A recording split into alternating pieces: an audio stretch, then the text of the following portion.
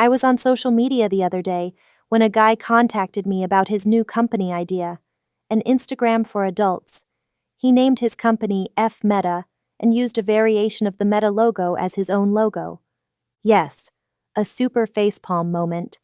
I contacted him and suggested he invest a little money in speaking to a lawyer because it will save him a ton of money in the long run when Meta comes to sue his ass.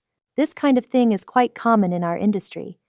A porn star once created her own line of clothes based on the Adidas logo, and Lexus sued one porn star for naming herself Lexus, and they won.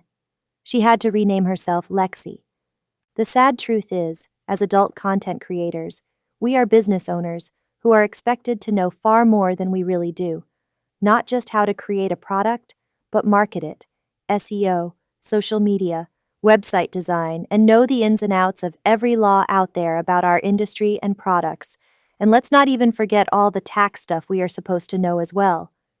It's a lot, and nearly impossible for one person to know everything.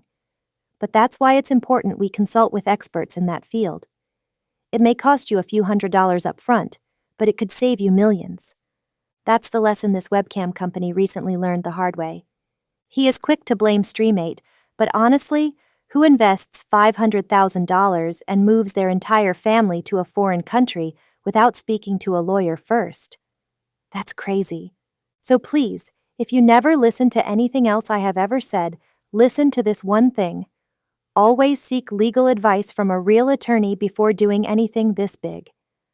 I honestly thought everyone knew porn was illegal in Thailand. I mean, a quick Google search would have told them that. But hey, if nothing else, talk to a lawyer. Lawyers are experts in the law. One tiny little chat with a lawyer, which would have cost him a few $100, could have saved him so much time, money, and hassle. So what story am I talking about? Well, buckle up because it's a doozy.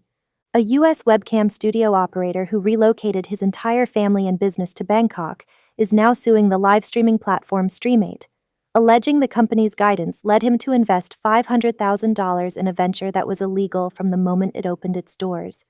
The complaint, filed in the U.S. District Court for the Western District of Washington, details how operator Michael Longchamp spent months planning the expansion of his webcam studio into Thailand, a country he believed was open for adult content operations after receiving what he describes as implicit approval from Streamate. According to the filing, internal emails referencing BKK for Bangkok, along with a list of prohibited territories that did not include Thailand, led Longchamp to conclude the country was a viable location for his new studio. Yet he didn't think actually to ask a lawyer? Seriously? He relocated his family to Bangkok, secured commercial space, hired staff, and made substantial investments in equipment. Within weeks of opening, Longchamp shuttered the studio after learning that Thailand's Computer Crime Act and long-standing anti-pornography laws make the production of adult webcams illegal. According to the complaint, a third-party tip brought the operation to the attention of local authorities, prompting an immediate shutdown to avoid criminal charges. Longchamp's lawsuit centers on negligent misrepresentation, asserting that Streamate, described in the filing as a globally experienced platform familiar with regional adult content restrictions, had a duty to warn him of the legal risks. The complaint alleges that Streamate's staff approved the Thai studio, continued communication about the location, and provided no indication that operating in Thailand would violate national law. As a result, Longchamp claims he relied on Streamate's guidance when making the decision to invest $500,000 in the new studio, relocate his family, and renew his long-term business plans in Southeast Asia.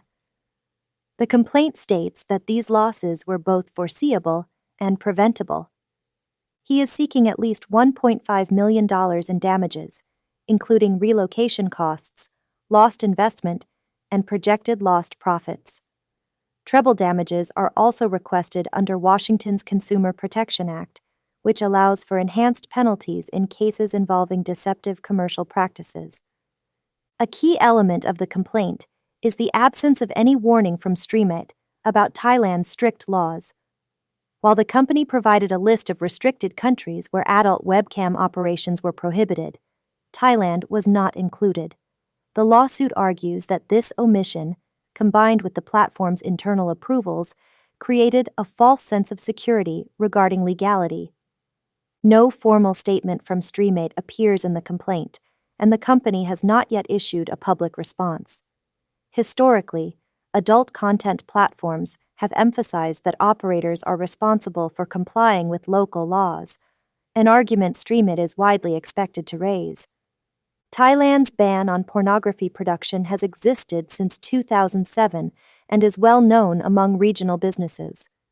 Penalties under the Computer Crime Act can include fines or imprisonment. In news reports and commentary surrounding the case, industry professionals have described the situation as a costly lesson in due diligence, noting that a single consultation with an adult industry attorney, typically costing less than an hour's studio revenue, could have prevented the entire ordeal. Critics pointed out that Longchamp's reliance on a platform's country list, rather than on legal counsel, may weaken his case.